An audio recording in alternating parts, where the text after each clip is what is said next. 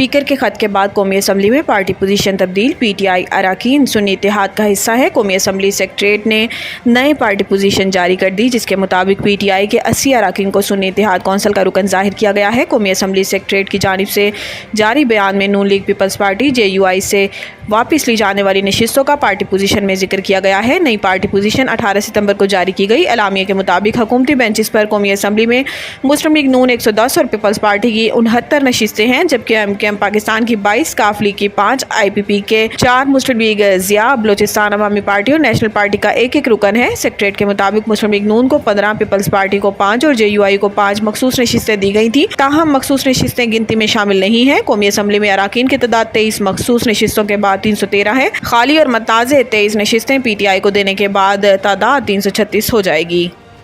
नाअहली और बदनज़मी पर election commissioner Sindh समेत 3 अफसरान मुअत्तल। इलेक्शन कमीशन के जारी करदा नोटिफिकेशन के मुताबिक सूबाई election commissioner Sindh Sharifullah, director admin election commission Sindh Azhar Hussain Tinwari को नाअहली और बदनज़मी पर मुअत्तल किया गया। नोटिफिकेशन के मुताबिक इलेक्शन अफसर कराची खुदाबख्श को भी मुअत्तल कर दिया गया और हदायत की है कि तीनों अफसरान इंक्वायरी मुकम्मल होने और अगले अहकाम तक कराची में रहेंगे, जबकि ज्वाइंट सूबाई इलेक्शन कमिश्नर अली असगर सियाल को कायम मुकाम इलेक्शन कमिश्नर सिंध तैनात कर दिया गया है। इलेक्शन कमीशन का कहना है कि 17 सितंबर की रात पपरी कराची में स्ट्रॉन्ग रूम के तालों को ज़बरदस्ती तोड़कर मुख्तलिफ पोलिंग स्टेशन के बैग्स को नुकसान पहुंचाया गया, जिसकी तहकीकात के लिए कमेटी कायम कर दी गई है। इलेक्शन कमीशन के मुताबिक कमेटी 3 दिन में तहकीकात मुकम्मल करके अपनी रिपोर्ट पेश करेगी।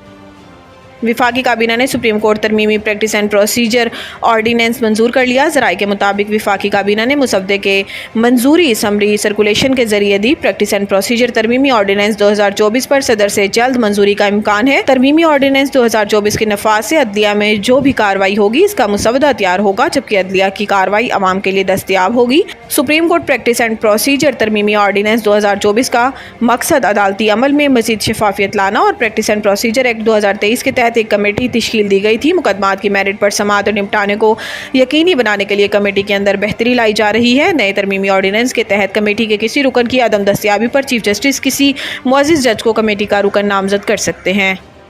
JUI रहनुमा के बिलावल भुट्टो से मंसूब बयान पर पीपल्स पार्टी का रद्द अमल। शाजिया मरी ने कहा कि हम ना सिर्फ मौलाना फजलुर रहमान बल्कि अपोजिशन में मौजूद दूसरी जमातों को भी डायलॉग में शामिल करना चाहते हैं और तमाम स्टेक होल्डर्स को ऑन बोर्ड लेने की तजवीज़ हुकूमत को भी दी है। इन्होंने कहा कि हम समझते हैं कि कोई मिसकम्युनिकेशन या मिसअंडरस्टैंडिंग हुई है। इस तरह का बयान देना नामुनासिब अमल है। ख्याल रहे कि कुछ रोज़ कबल सेनेटर कामरान मुर्तज़ा ने कहा था कि हमें जो पहला मुसवदा दिया गया वो वोटिंग से पहले आधी रात को दिया गया।